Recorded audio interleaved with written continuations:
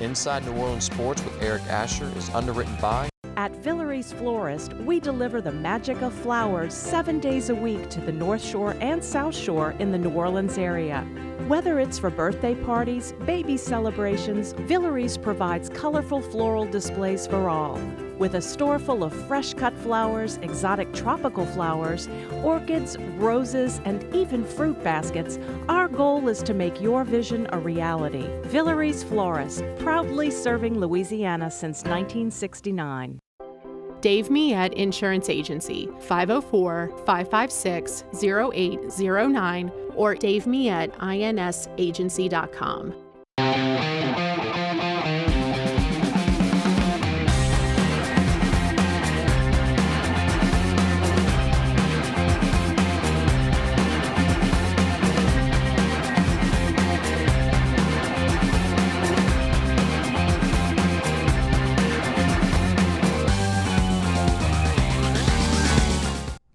Good evening and welcome to another edition of Inside New Orleans Sports. I'm your host, Eric Asher. Over the next hour, we'll cover all the home teams, specifically football, because football is out there, so we'll do a heavy New Orleans Saints, but we'll talk a little about what's going on with all the other sports as well. Always a great panel for you tonight. Because of the COVID-19 virus, we're doing a little social distancing on the program tonight. My only guest, and what a fantastic guest he is, Jude Young of CrescentCitySports.com and so much more. Jude, welcome to the show. Crazy times we are in right now. No question about it. Appreciate you giving me a reason to leave the house, because I've been trying to do my best to deal with what we're all dealing with nationally, globally at this point, but it's good to be here. And normally this is a busy time of year for me, but basketball season, of course, cut short.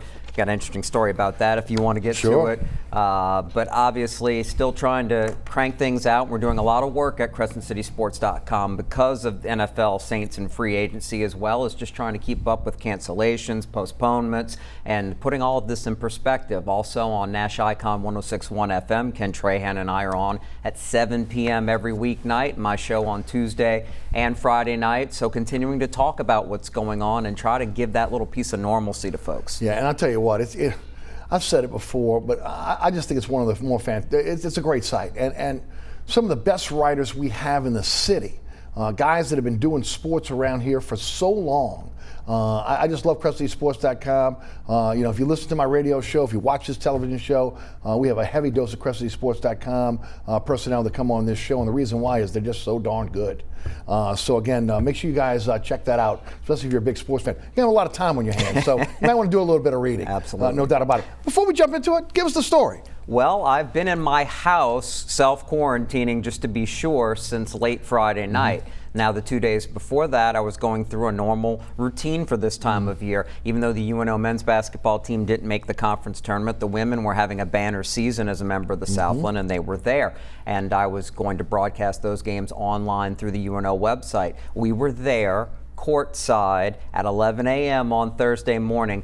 We had done starting lineups. We're about to tip off. As other conferences, the domino effect of canceling those tournaments happened.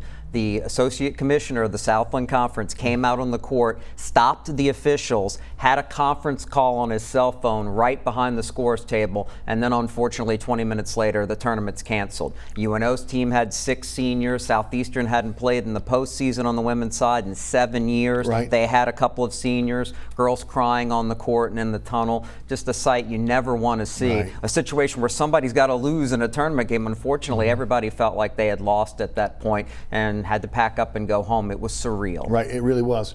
To that point, and we'll get a little deeper into this as we go forward, NCAA is kind of grappling right now on whether they're truly going to allow seniors to be able to come back from spring sports and allow them to get another year. We talked about that last week on the radio and TV shows. As soon as all of these suspensions started happening, it looks like they're not even going to look at the winter sports now, because most of those winter sports, like basketball, obviously were completed, with the exception of obviously the tournaments.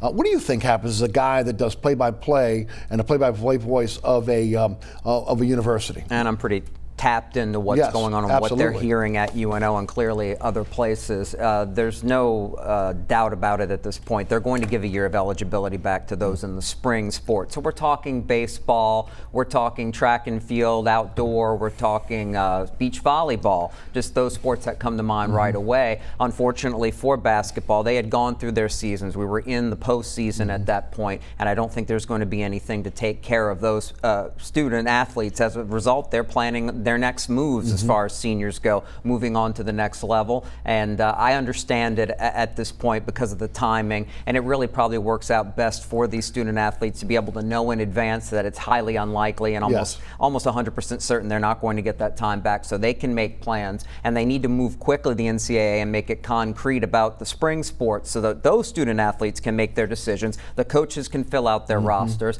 and not just giving eligibility, but are you going to give extra roster spots and scholarships to be able to accommodate them? So there's going to be a big debate about that part. You have to, because you can't punish the incoming class of high school students who have been offered, have signed, will sign, and want to start their college careers. I would think that's, again, you have to have a little common sense with this going forward, and that would be one of the things. And look, it's only fair.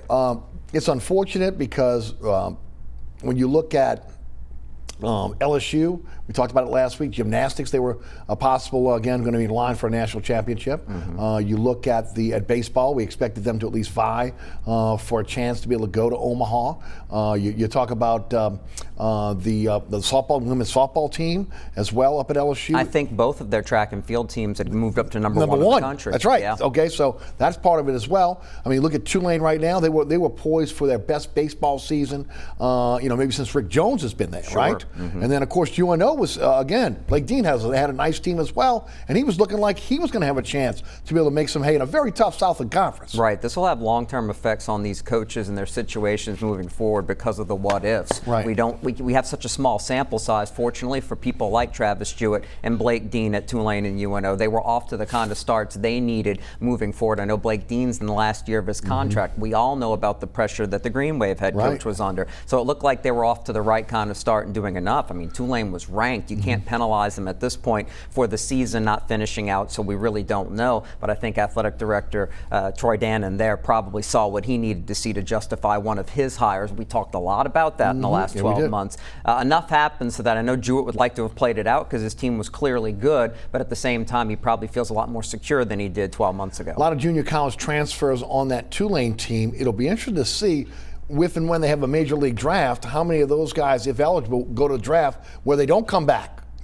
Right. Ultimately. And I assume that what's going to happen is they're going to have some sort of draft, and they'll be affected by what we're seeing with the NFL right now that hasn't rescheduled their draft, not having that face-to-face contact, that hands-on look from pro days. It's probably even more important in baseball from a scouting perspective when you talk about high school and college potential draftees. So I assume what's going to happen, it's going to hurt people like LSU that have a wealth of pitching that was going to carry them this year. If the hitting would have come around, they could have been a national title contender. Sure, Tulane, you lose that crop because a lot of those guys are just going to go ahead and go pro, but at the same time, some of them may have to come back for another year, even if they have another year of eligibility, simply because they want to prove themselves in a longer format to scouts. We'll let them know, honestly, there will be enough contact with agents for them to understand where they truly stand. Crazy times, and it doesn't get any more crazier than what broke today. Sean Payton, head coach of the New Orleans Saints, has tested positive for the COVID-19 virus, and said he started feeling sick around Sunday, went and got tested, and of course there he is. So now he's being quarantined. Just amazing when you talk about that, and really the first one in the NFL that we've heard, whether coach, player, front office personnel, that again is affected by the coronavirus. In his case, it's not that surprising, as somebody in his mid-50s at this point who's been active. The day before he started feeling the symptoms, he was at Oaklawn with a racehorse he's involved in, doing interviews on TV, talking about the status of the NFL and encouraging folks to do the right thing. But at that point, he was clearly already infected. so there was nothing he can do. And we're going to continue seeing the after effects of that, just like locally in New Orleans from a non-sports standpoint. It's probably happened at the worst possible time because all of this broke right after Mardi Gras, and we've had contact with thousands of people who aren't from here. So those after effects, them going back home, and obviously what they might have brought into the city, we're just going to have to deal with it. So it's not so shocking Sean Payton's involved, but he's really handled it the right way and sending out the right kind of message that folks don't need to panic, continue to do the right things, social distancing, self-quarantine, and he's pretty much a good model for that as far as major sports that are going to catch a lot of eyes of folks around the country. I would agree with you. Now, of course, I've talked about this a lot on my radio show. Again, when you look at it and you look at New Orleans being a hot spot now, number 2 in the nation behind Seattle, it is, again, it's a byproduct of Mardi Gras. We don't have to kid ourselves here. It's a byproduct of Mardi Gras. Having everyone here from around the world, around the country, tight spot, French Quarter, on the parade route, etc. And, of course, this thing, again, started to spread. And we'll see more, again, no one should panic because it's here, and we'll find out more as the testing kits are available and people get tested. But it is what it is at this point. You just have to be smart going forward. Again, personal hygiene. If you have an immune deficiency situation, you're going to have to be able to maybe again shelter in place, stay away from people. And if you're elderly, you have to do the same thing. And look, we'll get through this. We've gotten through many things, especially in this city. Are you kidding me? We'll get through this as well. Let's talk about football and talk about this has been I gotta tell you what, this has been a respite, hasn't it? I mean, honestly, when the NBA suspended play and then Major League Baseball pushes their play back, MLS, obviously, again, the same deal. We're thinking, okay, what's going to happen here? That all of a sudden there's no spring football, and we'll get into that a bit later, but then the NFL continues along. And for people to have something to be able to get into rather than, again, the COVID-19 talk, this has really gone a long way. And, of course, it starts with the advent of free agency. Drew Brees, as expected, signs with the Saints, 2 years, $50 million, about $25 million a year. Base salary for this year is $2 million, a $23 million signing bonus, which will be amortized over the life of the deal. He counts about $36 million against the cap in 2021. There are 2 voidable years on the contract. There's $21 million in dead money that we were talking about for a long time here on this program. Is now going to be spread out over the 4 years of the deal, which includes those 2 voidable years. The total cap charge will be about $71.3 million in the new deal. Let me break it down for you. I'm going to toss it over to Jude in a moment. 2020, $2 million base cap hit on Brees, $16.25 million signing bonus, $23.65 million cap hit. Year 2, which is 2021, $25 million base salary, which can be converted down the line if he plays into a signing bonus, a $5.57 million signing bonus, and $36.15 million cap hit. The last 2 years, 2022, 2023, are voidable years, a $5.75 million cap hit on those 2 years. Now, that can grow, ultimately, especially if Brees comes back a second year, or again, if he walks away after this year, because remember that $25 million base salary can be converted into a signing bonus to open up more cap space as the Saints try to kick the can down the road, depending on how Brees performs this season. A lot of people are calling for a hometown discount. Can't say he didn't give one. Right, there's no question. At least I would say $5 million as a discount based on his still high standing in the league as a quarterback that you can win a championship with. So that worked out well for the Saints. We know that Mickey Loomis and company handle the salary cap extremely well. If the worst case scenario is Drew Brees only plays this final season and hangs him up for whatever reason, then they'll have to figure out a way, if they don't stick with the current contract, to maybe avoid an $11+ million cap hit. But still, that's not that bad, and they probably made the decision. They're more than happy to deal with it. So a really good deal, and it shows how much Brees wants to be here, and it may be even a bit more of an indication of what he said weeks ago about the Taysom Hill scenario, which is Taysom Hill might be seeing more snaps no matter who, and if there is even a third quarterback, there seemingly has to be with Hill's activities on the roster. He's going to see more snaps whether Drew Brees is healthy or not. Let's talk about Taysom Hill since you brought him up. Again, he is a restricted free agent. He was tendered with a first-round tender, $4.67 million. Well, that was expected based on what Sean Payton had said. I was surprised that they did not tender Justin Hardy, did not tender Cameron Tom. We know as of today, Keith Kirkwood was not tendered. He has signed with the Carolina Panthers. Matt Rule was his coach at Temple, who's the head coach over at Carolina. Plus, you're bringing in a receiver now that has the knowledge of the Saints system to go along with Teddy Bridgewater, who we'll talk about in a few minutes, who is now going to be the starting quarterback there. As far as the long-term contract for Taysom Hill, do you anticipate that, or you anticipate him having to play under the tender? Well, I don't know what Taysom Hill might be thinking at this point, because I think he would like to have a little bit more security going into age 30 season in his career. People seem to forget just how old he really is, but at the same time, I think he'd like to have the flexibility as well. So it probably works out best for both sides for him to do that and then reevaluate where Drew Brees is in another year and finding out whether he's really going to have a chance to be the true heir apparent. I assume that's what's going to happen, just the 1-year deal, whether it's the tender or they work out something with extra bonuses for him for all of the other things that he contributes, special teams and on offense. But that's what I would advise him. I'm no agent, but I think he would really like that flexibility at this point, but at the same time, make sure he can make enough money, assuming that he's healthy, so that if something does happen to him, because he's such a physical player and such high usage for him, that he's taken care of at this point, because this is his chance to really get paid for the first time. So I can understand why maybe he would want a little bit more security and go with a multi-year deal. At the same time, I don't think he's going to do it. Right.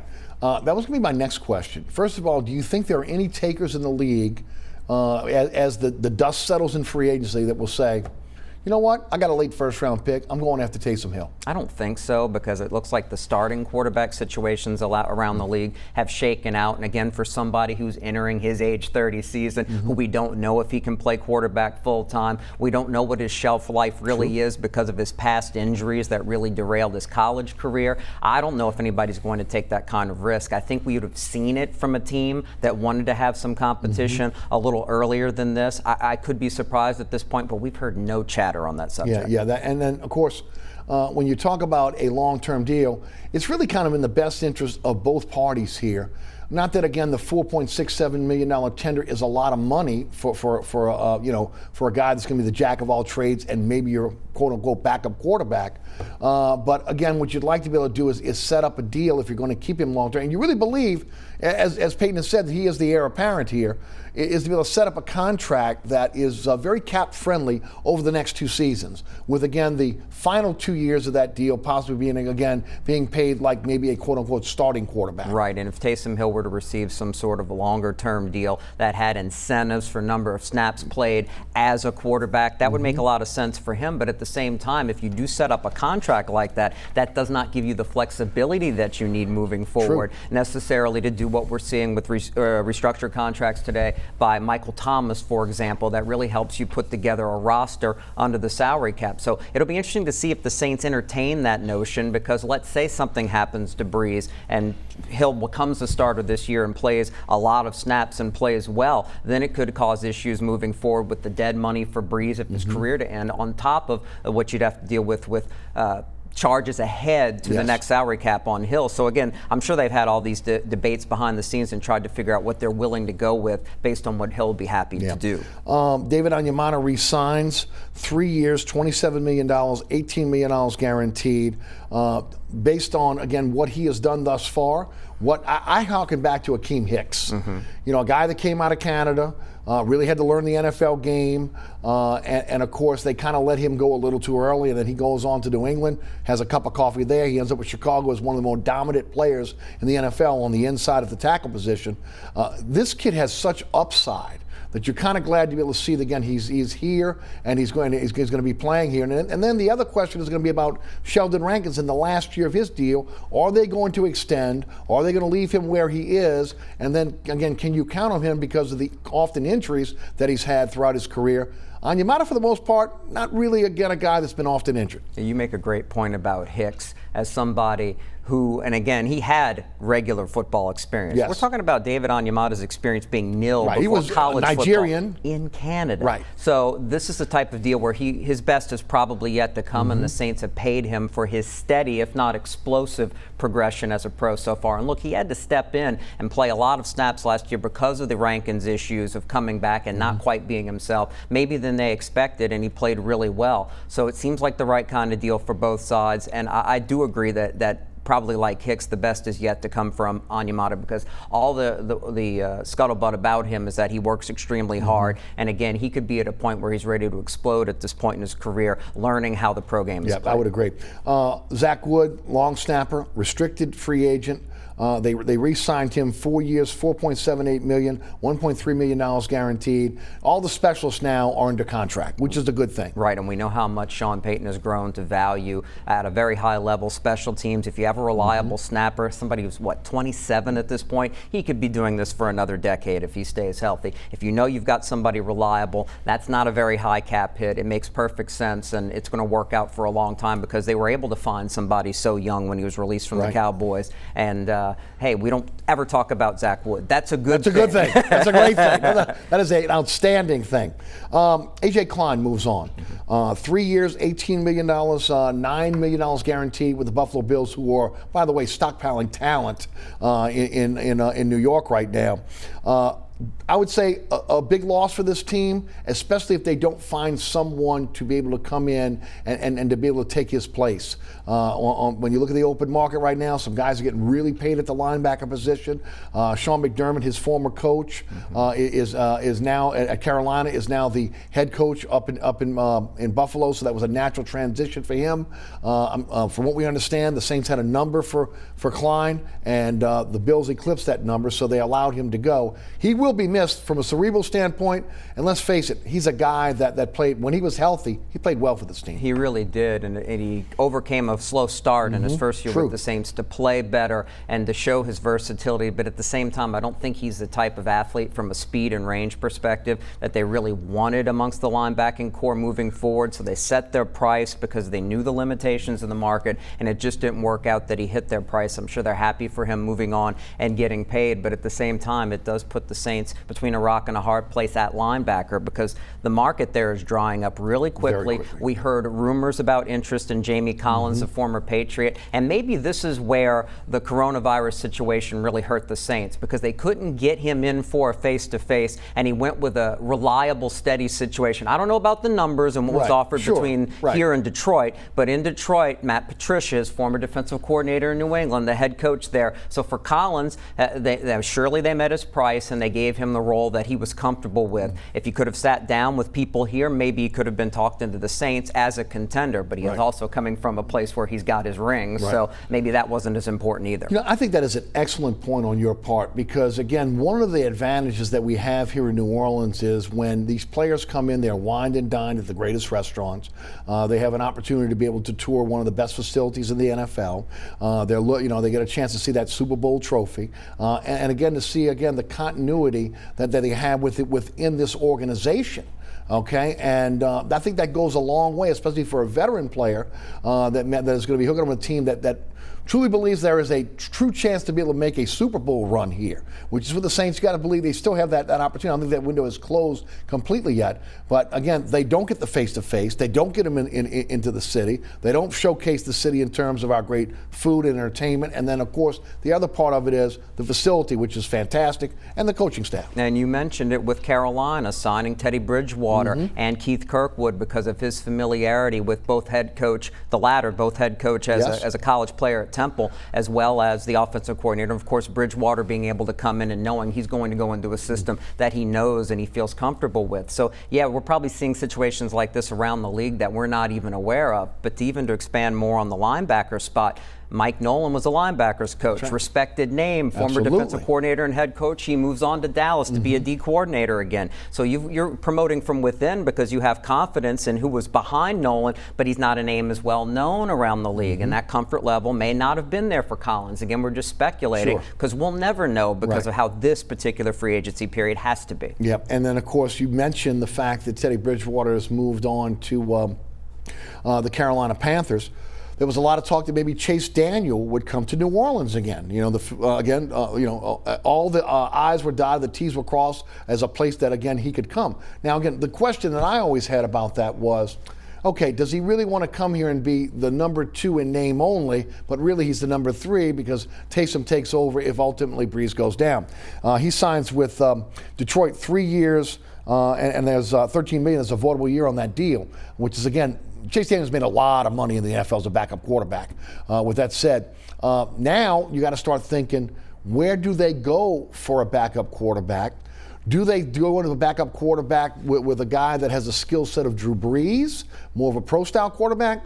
Or if they're truly looking to the future, are they bringing in a backup quarterback that ultimately has the same skill set as Taysom Hill, and if they have to run that type of offense? And then the question is, will it be a young player that maybe they get in the draft, or are they going to go after a veteran and allow, again, maybe a seasoned veteran to be there in case something was to happen to Breeze? Well, that last part is important because if they truly believe in Taysom Hill, why would they be interested in a young player drafting a rookie? So if somebody's available on the market that fits, I could see them making the move. But you and I both know it's drying up quickly, and you start waiting for who's going to be released next. Can they fit in? You're scouting so many players around the league in the offseason just to be prepared for those moments to see if somebody's available. I would guess at this point, and again, it's just a wild stab in the dark, that they're probably going to have to look for somebody more along the athletic end. Mm-hmm. Remember, they had to give up a third-round pick to trade for Teddy Bridgewater. If they're not going to trade for a veteran and they believe in Taysom Hill, maybe they look for somebody who's more on the athletic side, because another advantage of that, if you're going to run more of that college style, bringing the run out of the quarterback into the equation, you don't have to have somebody who's as experienced and as technically reliable to run an offense on the level of Drew Brees. Right. Teddy Bridgewater was able to do that, but it did cost you to have that security at the time. And then the other part of it is when you start looking at it from a draft standpoint, if you're not going to go out and make a splash with and not a splash, you're going to bring in a bona fide backup quarterback who's got NFL experience, then you start looking to the college ranks. You know, I had mentioned Jalen Hurts, okay, a guy from Alabama who's got, and of course ended up at Oklahoma, who again has a skill set that, if we believe Sean Payton on what he's saying the future of this offense is going to be, he is a guy that obviously can fit down the line here, if that's what you're looking for. And I think you'd like that level of athlete because he's such a good runner. He's a physical guy who can take the beating a la Hill. If he were available, say, in the third round and you could project him to another position as a fail-safe, then maybe it's worth it. I'm not in love with him as somebody who projects to a pro offense, and it could take the amount of time it took for a Taysom Hill to come along, that maybe you don't want to invest in somebody who may go around that point in the draft when you don't have a second-round pick. You still have a great need at wide receiver. You may have a need for young athleticism at linebacker, and who knows where else, and particularly the offensive line, as we continue to wait and see what's going to shake out there with Andrus Peat as a starter, as a free agent. Right. Let's talk about Andrus Peat. Andrus Peat, up to this point, not a lot of offers out there from what we're hearing. Okay, we don't know. But again, he didn't sign in the early period when there was legal tampering. It's out there as well. Larry Wolford has a $12 million cap hit this year in the last year of his deal. There's been rumblings that again that they may be looking elsewhere, or maybe possibly maybe they'll extend him. Some are saying that again he had a down year. I wonder how much that was because of having a rookie center next to him. Right. Okay. I think that's a legitimate question here. What do you think they do with the guard position? It's really going to depend on what the Saints believe is the reason why it looked like Warford has slowly regressed, even though he's still going to Pro Bowls. You can't really take that into account. That's just reputation. Exactly. So we don't know what they think of him and if they think he's a declining player or not. We obviously know that Andrus Peat isn't a declining player, but there's a certain price that you really don't want to go over with him, even though he can provide some security at left tackle behind Teron Armstead, who has been injury prone, although he held up this past year. At the same time, neither one of them really graded out that well, whether you're talking about from just our eyes watching this team, but outside analysts around the country, Pro Football Focus, folks that you respect, really question whether they're both worth the money that they've been given and will be given in the case of Peat. So I'm sure they'd like to make some moves there. Maybe they believe Nick Easton can be a starter at guard. He also has that experience at center. They might believe Eric McCoy can play at the guard spot. With his athleticism, he might be a great fit at left guard, but at the same time, he was so good as a rookie at center. Maybe you don't want to upset the apple cart while Easton played so well in relief. Who knows what they're thinking at this point, but at least it looks like interior offensive linemen haven't been flying off the board like other positions, so the Saints are still able to gauge the market and figure things out there. And off the top of my head, if I'm not mistaken, and this is just from memory, Nick Easton has 3 years left on his deal at about $5 million a year, so it's a very cap-friendly contract if ultimately he projects as a starter at guard. And because he's such a swing player, he's worth it if he stays as a backup who can play any of those three interior positions. At first, because he was inactive during games early on, we were wondering if he was a complete bust and if they didn't believe in him. But I think part of that is why you mentioned earlier the name Cameron Tom and why they didn't tender him, because we saw Will Clapp. Just because he's a local, that doesn't matter, but folks were paying attention to him, and the former Brother Martin and LSU star proved versatile as a third tight end type blocker, as well as playing, as we saw him do at LSU, both guard and center. So I think he just moved past him on the depth chart. They may have more confidence in him as a swing player and believe in Easton being, as you mentioned, really affordable if he's making that money as a starter. And I had Larry Holder from The Athletic on the radio show today, and one of the things we talked about when I asked him directly about not tendering Justin Hardy, who's one of the best special teams players in the NFL, even as a young player, not tendering Cameron Tom, and he said, in his opinion, they would have probably tended to tender him on a third-round level, which meant about $5 million a year. He believes the Saints could get them back cheaper than $5 million a year on the open market. Now, again, beauty's in the eye of the beholder. We don't know what other teams, once they're out there, will look at them and say, what they believe they're worth, especially with teams that have a lot of salary cap room and want to stockpile young players. But I'm interested to see, again, what happens with those two players going forward as restricted free agents. Now, I'm going to make a little bit of a joke here. I'm not going to bet my stimulus check that we may be getting on it, but I don't think either one of them is going to get a $5 million a year type offer. So clearly, if that's what the Saints were thinking, it's a smart bit of business and it makes a lot of sense.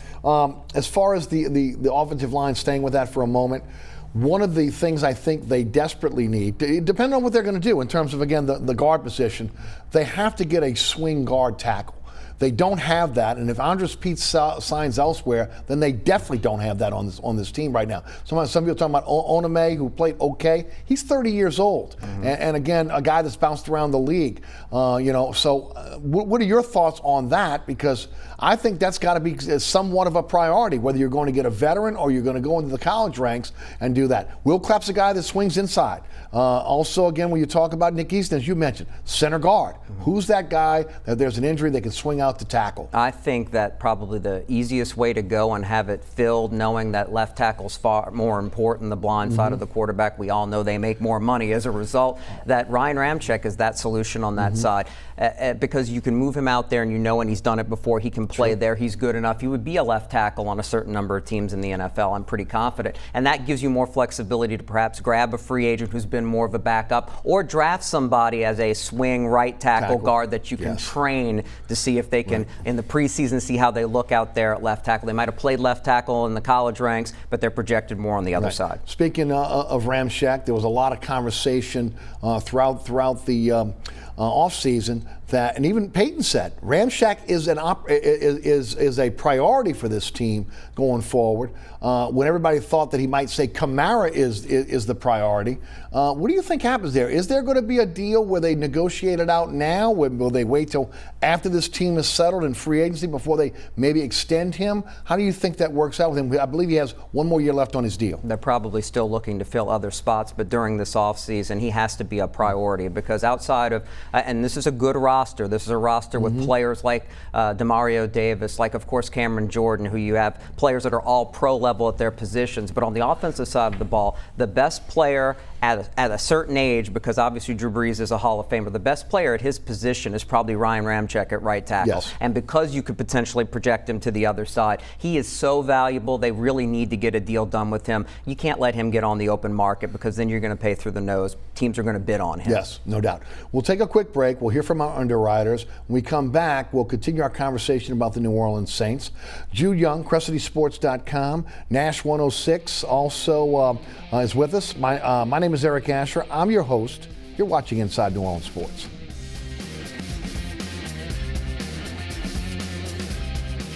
Burkhardt Burkhart's Air Conditioning, Heating, and Refrigeration has been family-owned and operated since 1989. Burkhart has energy-efficient solutions and offers brands such as Mitsubishi ductless AC units and Amana, the only manufacturer with a lifetime unit replacement warranty. Burkhart's offers maintenance bundle packages that include servicing your AC, generator, and tankless water heater. For more information on the services Burkhart's provides, visit acpromise.com. Burkhart's Air Conditioning, Heating, and Refrigeration, providing comfort for life.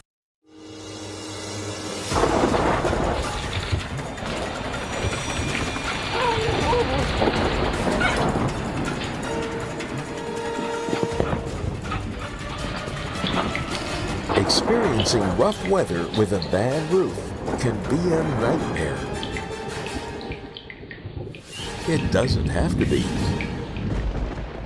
Suburban roofing, because when it comes to roofing, there is a difference. Located at 3701 Iberville Street in Mid-City is Katie's Restaurant and Bar. Open 7 days a week, Katie's offers daily specials for lunch, dinner, and Sunday brunch. Serving New Orleans cuisine such as fried shrimp platters, grilled redfish, and a fully stocked bar.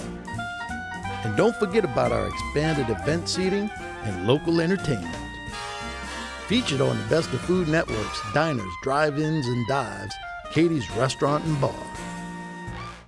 Welcome back to Inside New Orleans Sports. I'm your host, Eric Asher. Tonight, one guest for us as we're doing a little social distancing here on the program, my good friend Jude Young of CressleySports.com. Jude, we were talking a little about this in the break, and I had mentioned earlier $12 million against the cap for Larry Wolford. If they cut him, it's about a $4 million cap hit, so they save like $8 million against the cap. The question going forward for this team is, if Brees is truly maybe just going to play one more year, and a lot of people believe this is the swan song for Drew Brees, if you're going to be building that offensive line, wouldn't you start to look to more athletic interior offensive linemen instead of the big road graders that they've had, because they've had to be able to build that offensive line inside out because of Brees' need to be able to step up to throw the ball downfield? What are your thoughts there? That has to be a consideration, because you're going to go to a more mobile style quarterback if it is Taysom Hill, and we'll again learn a lot more when we find out who the other quarterback is on the roster.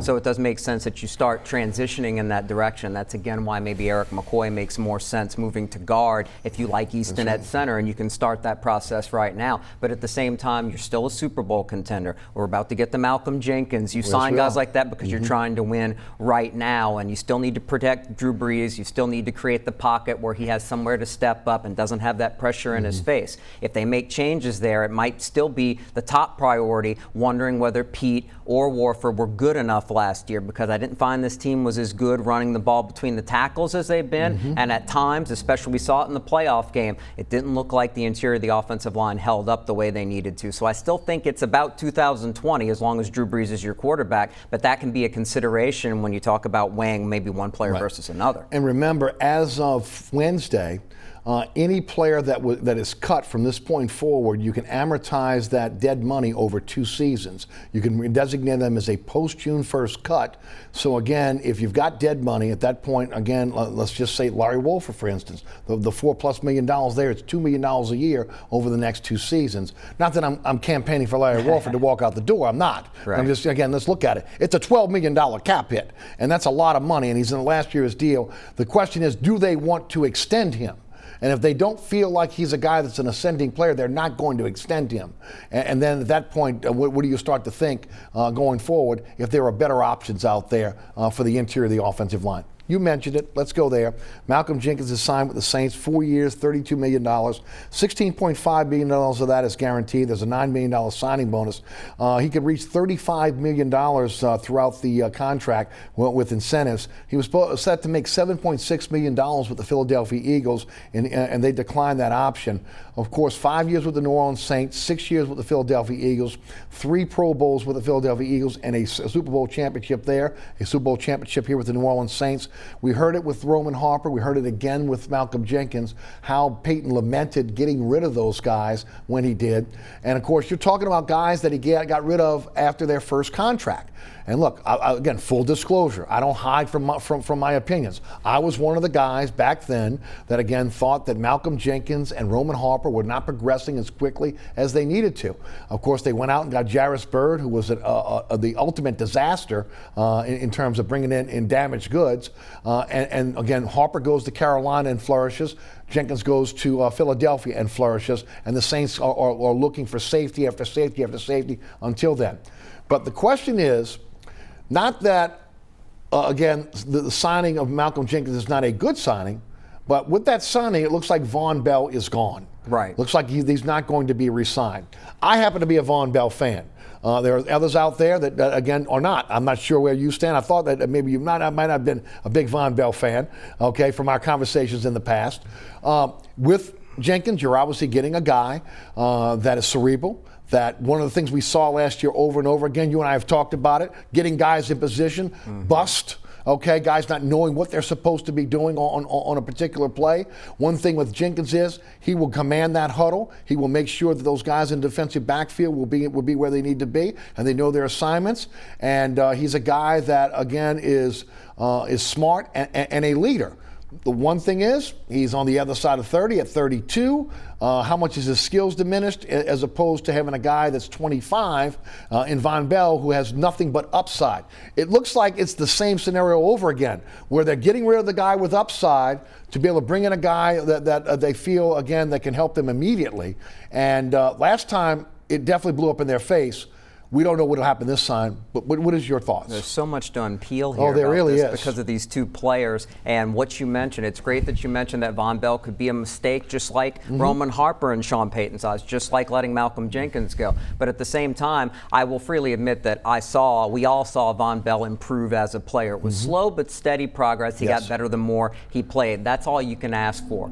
But at the same time, when you talk about then paying somebody a new contract, how does he fit in your system and in this league? And the things that he doesn't bring to the table all add up to a lack of versatility. He's not somebody who can be trusted to slide down into the slot and cover. True. He's not great in space, depending on how they want to use their safeties along with Marcus Williams. I think you get much more versatility, even at this point at age 32, from Malcolm Jenkins. And the bigger picture about Jenkins, his leadership is so crucial to the levels of the defense. We talk about Cameron Jordan's leadership up front. I don't think necessarily on the defensive line that leadership is as important as the other two levels of a defense, but you've got it there along with enough talent and depth. And we talk about Demario Davis being not only a great player, an all-pro caliber player now, but an awesome leader of this football team, unquestioned, on and off the field, model citizen, everything you look for. We saw a secondary, though, that made mistakes, a secondary that showed signs of confusion at crucial times the past couple of years. And you look around and you go, well, who was the leader back there?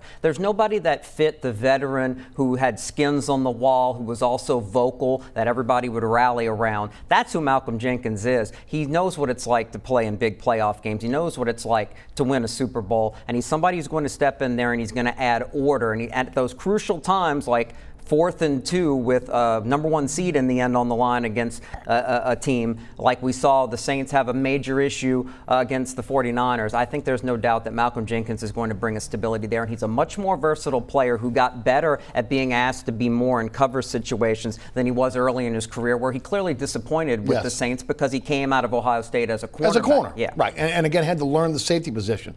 He learned it here under a guy like Darren Sharper. Of course, we know what happened in his life after that, but again, he went on to utilize that knowledge and really play well for the Philadelphia Eagles. But so did Patrick Robinson. Right. Okay? I mean, again, and Patrick Robinson is a guy that, again, just had to renegotiate his deal in order to stay here in New Orleans.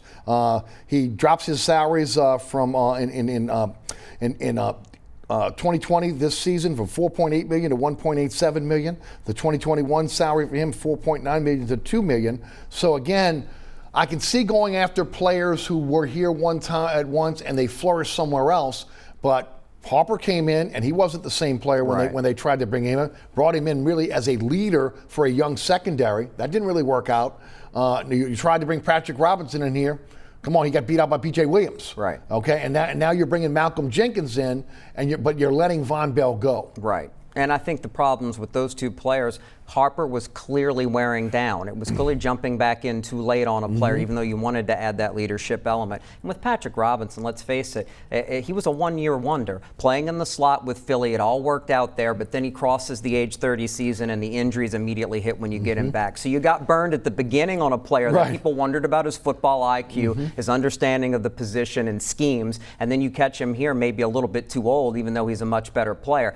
Malcolm Jenkins is still a high-quality player. I agree. And again, this goes back to you're still playing for 2020, and if you don't love Von Bell's long-term prognosis as continuing to develop, maybe you feel like he's close to his ceiling, then it's a wise decision to spend your money on somebody who's going to help stabilize a part of your defense that needed leadership, needed somebody that everybody in the locker room is going to look towards. You saw it on Twitter already, social media, players excited in the secondary to get a chance to play with somebody like Malcolm Jenkins. He's one of the most venerable players in the National Football League on and off the field. Yeah, I would agree. And of course, look, the main thing is you look at leadership on and off the field. Right. I mean, if you know, one of the things that you could say that when Darren Sharper was here, he was the Drew Brees in a lot of cases, like a Jonathan Vilma of the defense. He was the Drew Brees of the defensive backfield.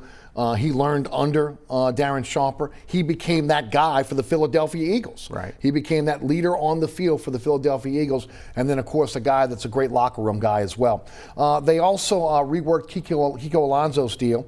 Again, he reduced his base salary from $6.4 million to $1.7 million. The $4.7 million that was available will turn into incentives, and he had already had a $1.4 million roster bonus in place. That leads me to the linebacker position, where we talked a little bit about it earlier. They are really void of talent right now outside of really Demario Davis. Alex Anzalone you cannot count on because he's often injured. Kiki Alonso is coming off his third ACL injury. To me, that has to be a priority as you look to the rest of free agency, along with a wide receiver, which again is that pool right there hasn't really been touched yet.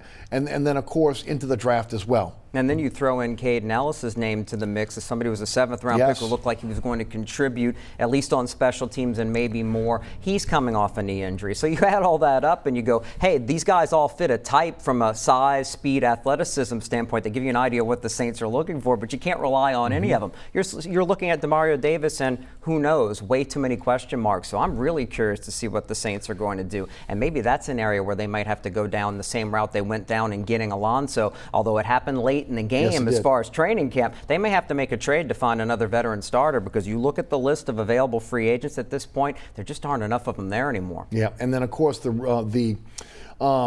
reduction of the renegotiation of the restructuring of the deal for Michael Thomas and Teron Armstead. $10 million of Michael Thomas' base salary was converted into a signing bonus. It dropped his cap number from $11 million to $1 million, cutting his cap number from $15 million to $7 million. Also the same thing for Teron Armstead, who reduced his salary, opening up about between, right now they're somewhere between $5 and $11 million in cap room as it stands today, based on who you're looking at. And of course, Malcolm Jenkins' contract as of this point hasn't gone against the books yet. And the Saints have done such a good job over the years of kicking cans down the road. Every contract that's long-term that they negotiate, they've already got the plans for, are we going to renegotiate it next year or the next year, and how much money they can free up. So these were all planned, and it works out well. Money is not the issue here. But without a doubt, the issue is availability of the talent you need. You absolutely need a veteran at linebacker at this point. How are they going to do it? If you don't, then you're talking about using that first-round pick when we're all assuming that number 24 overall wide receiver with the depth of that position and the need for the Saints makes a lot of sense. Saints may go down another route, including we might hear from one in a minute here. Teron Armstead also renegotiated his deal. His cap number now, base salary, his cap number is going to be $1.5 million, according to the NFLPA. So that is, two guys that we knew they would probably renegotiate with. There's some other guys on the team right now that, again, may end up having to renegotiate down the line. Janoris Jenkins, Can they afford to have him playing at 1 year, $11 million? There's a catch-22 here. He's 32 years old. And do you really want to extend a guy a couple years that, again, is on the other side of 30 playing the cornerback position? There's only a small sample size we saw last year from him. He was a great player at one time with the New York Giants. Is he still that player? Eli Apple is signed with the Las Vegas Raiders. A lot of Saints fans are happy about that. Some are not. Right. But again, what happens there with Janoris Jenkins? To me, he's a candidate to restructure, but how do you do it when ultimately you don't know if you want to keep him another 2 or 3 years on the It's really interesting to try to figure out what his mindset is. Is he a team player who would be willing to just work off of this contract and work off of a wink-wink type of deal that you extend him another year that's really not a real year in order to free up more money so you're not on the books for that $11 million? I think as a player, he's probably easily worth that price if healthy, even at his age, because he played in a bad Giants defense last year, but he was still playing good football. He was the only player that really was. But they let him go thinking about rebuilding and not liking his attitude. So the Saints only got a short stint of a few weeks to learn what he's like in the locker room behind the scenes. And I think they might be trying to find out right now how much he really wants to be here and where his priorities lie, because it would make a lot of sense to at least tack on another deal and a year on a deal that has 1 year to shift around that money to fill other needs. If he's worried about winning, he'll be amenable to that. And look, let's face it, down the line here, you're going to be paying Marshawn Lattimore somewhere around 12, 13 a year, maybe 14 a year, depending on what the market is going to bear for a cornerback when his contract comes up. So again, you got a guy that's going to be opposite him, who's going to be making maybe $11 million a year on the last year of his deal.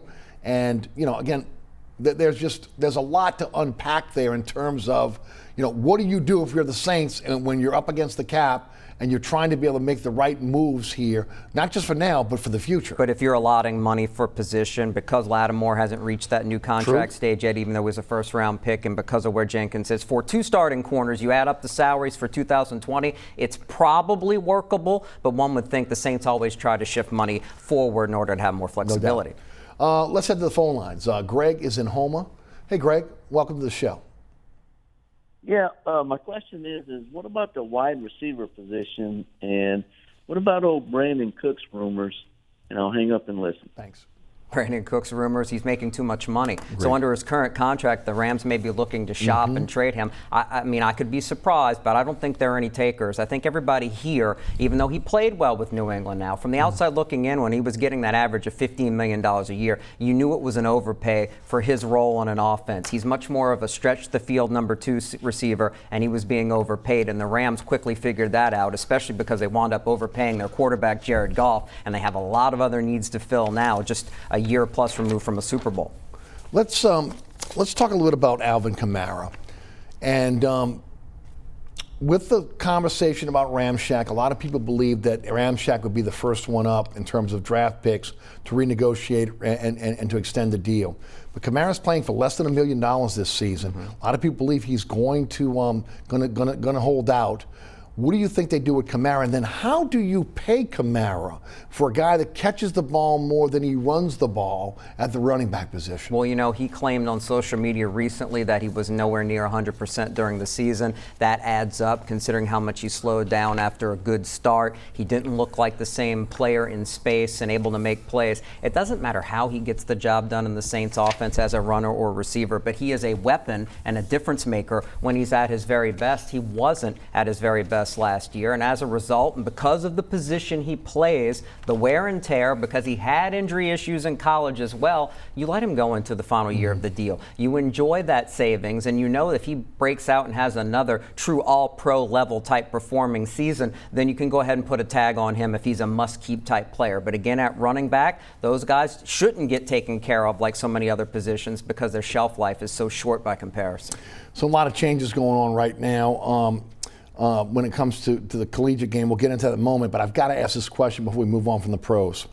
Tom Brady's going to sign with the Tampa Bay Buccaneers. I want people to pay attention to the Tampa Bay Buccaneers and the talent they've been stockpiling all these years, and the fact that Bruce Arians is one of the best coaches in the NFL. Now they got a bona fide quarterback, which again they didn't have in Jameis Winston.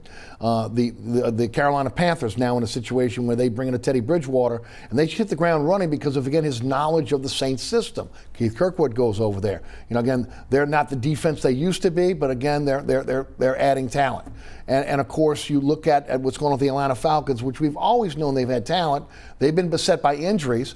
Again, haven't been a team that can close. But all of a sudden now you're looking around and you're going, from a quarterback standpoint, the NFC South might be the best quarterback division out there. And then now all of a sudden all these other teams got much tougher in the Saints division. Right. If you have reliable, consistent quarterback play in a league where there's so much parity, and if just a few guys overperform on your roster, you can make a big jump from one season to the next. There's no doubt that Carolina, when Kyle Allen was playing well the first half of last season, they were a playoff contender. He fell off and they fell off. And we know about Jameis Winston. When he was great, they won games. When he was mistake prone, they lost games. But they were a near 500 team anyway. They've got Chris Godwin. They've got Mike Evans. They've got an underutilized former first-round pick in O.J. Howard, who's probably going to, if he's going to be a star, he's going to do it with Tom Brady. No doubt. So they become really scary. I think Carolina is more scrolling backwards here to start a rebuild. Again, it's the NFL, and they could surprise in year run, but they have a young head coach in Matt Rule who doesn't have the NFL experience, a young offensive coordinator making a big leap in Joe Brady,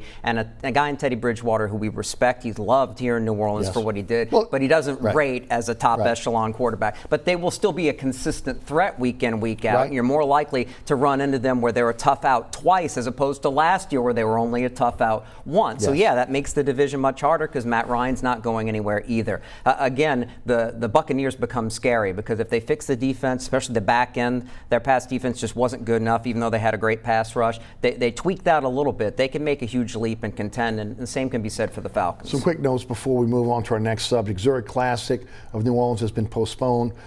First time in 62 years. It's been on the PGA Tour since 1958. That will not be played this year. We all know that the Las Vegas draft now, the public part of that draft is going to be postponed. They'll probably get that back next year. We discussed that on the program last year. The NFL is trying to put together some plans to be able how they're going to utilize this draft. We had mused that we might go back to the old days, you know, in one room, couple guys, you know, back and forth. Back in the days when I was watching, when ESPN started televising the draft. Travel. It's really getting tough for free agency, and you mentioned it. It really affected the Saints maybe with Jamie Collins, the inability to travel. So again, physicals have to be done at a certain city. Everybody has to agree on a doctor instead of a player coming in.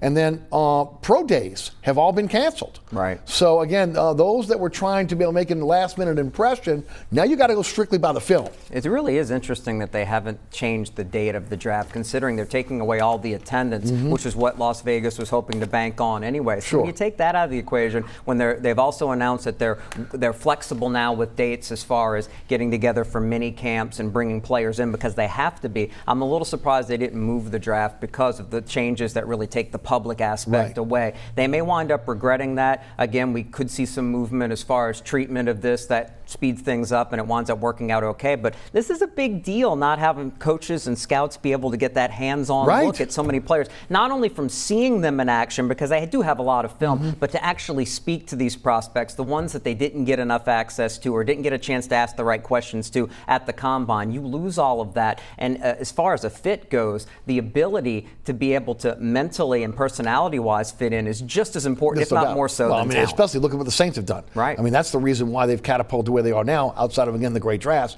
Again, the locker room. All right, got about a minute and a half left. I got to ask you this. The future of Will Wade, now that The Scheme is going to come out on HBO, the documentary at the end of the month. Christian Dawkins tape conversations with Miller out in Arizona, with Wade, will all be out there for everyone to hear. It's one thing reading it. It's one thing having the judge suppress it. Now everyone's going to hear it. What's the future of Will Wade at LSU? Real question, because will this have a Ray Rice type of effect? Once we saw the video of the domestic violence, it changed everything.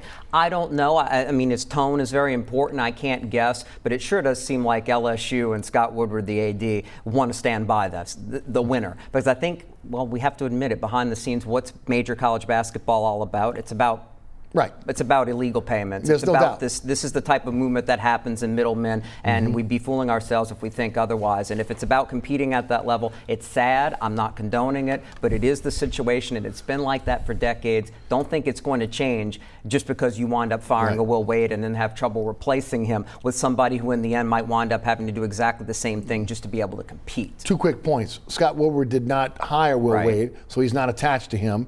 And and if this ultimately comes out and it is bad as again some people are making it out to be, it could be 2 years in a row where you've had a pretty good recruiting class or a great recruiting class where you get almost nothing out of it. Right, but fans and boosters love Will Wade. They've accepted this situation. Right. They didn't want him to leave. And if you're Scott Woodward and you're going to attack one of the big 3 hires from a coaching standpoint, you want to go after something where you feel like you have a chance to upgrade and don't want to risk downgrading and feeling the wrath of the fans. Yep, no doubt about it. Tell the folks about the radio show. Tell the folks about CrescentCitySports.com. Tuesday and Friday nights, Nash Icon 106.1 FM from 7 to 8 o'clock, CrescentCitySports.com. Follow us on @CCS Daily for our news on the Saints, you name it, and what's going on and what's not going on in the sports world. And for high school specific news, we're still covering that as well as recruiting on Twitter @CCS Prep. We're also on Facebook, and we have plenty of content coming at you even with the slowdown. Jude Young, thank you for being on Inside New Orleans Sports. My pleasure. Thanks so much for tuning in. Remember, there's a rebroadcast this program each and every Friday night right here on WLAE-TV at 9 p.m. Also, 10 o'clock on 10 o'clock on Friday nights on LAE, 9 o'clock on Pelican Sports Television. You can catch me on the radio, Sports 1280, 101.1 FM HD2. Also, Sports 1280. You can listen live, download the podcast at ericasher.com. You can listen live at ericasher.com, all the iHeartRadio, and all the previous episodes of this program can be seen at ericasher.com as well. Special thanks to our guest, Jude Young. Also to the WLE production staff, Ron Yeager, Jim Dotson, Naila Jones, Alex Chacon, my director, William Hill, and Tom Fairley jumping in today as well. And also to our fantastic underwriters who make this show possible. I'm Eric Asher. Have a safe week. We'll see you back here next week for another edition of Inside New Orleans Sports.